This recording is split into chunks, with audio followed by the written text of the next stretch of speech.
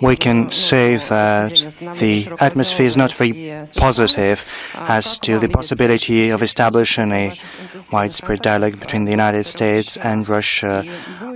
What do you think about your contacts with the State Secretary of the United States? Is there going to be new dynamics to the Russia-United States relations this year? As you know, when making my introductory remarks, I've already said the United States has chosen a path towards confrontation, that they take a very critical opinion of their own steps. As to yesterday's address of President Obama, it showcases that the central principle of the United States philosophy is it is the first country in the world and the others have to recognize that. But I believe that is somewhat outdated.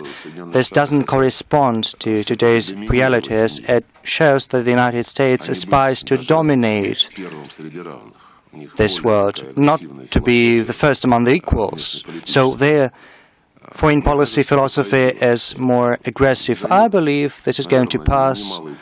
Well, it might take some time, quite time, but changes will come. They will understand that this principle cannot be maintained ad infinitum.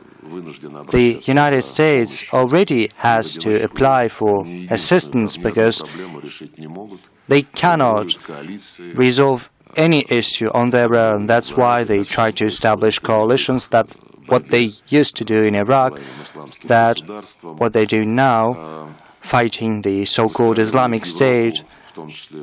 They are also instructing Europe.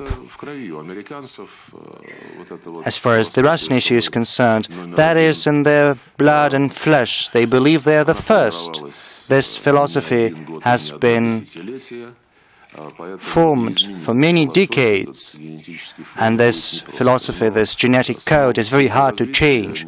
But the objective trends that we are witnessing, the emergence of new major economic and financial centers, as well as centers of political influence, all these factors combined are objective trends. They cannot but be taken into account.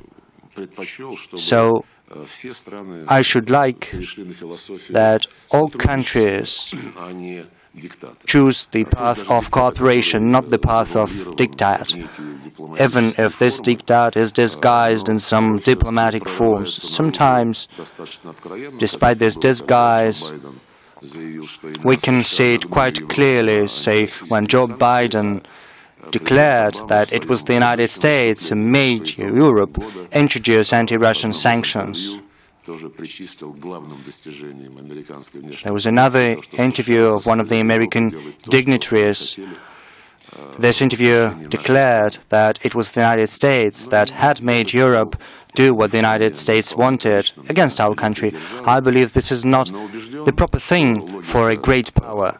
But I'm quite confident that the logic of partnership, the logic of collective action, which are based not on one country's vision of the situation, but on the elaboration of shared, common approaches. This logic, I believe, is going to prevail. That's the logic we are defending. And if our partners agree to do that, then we can do so much. Just to cite an example, the chemical demilitarization of Syria. That is a case in point. Our colleagues from Armenia, they wanted to be given the floor.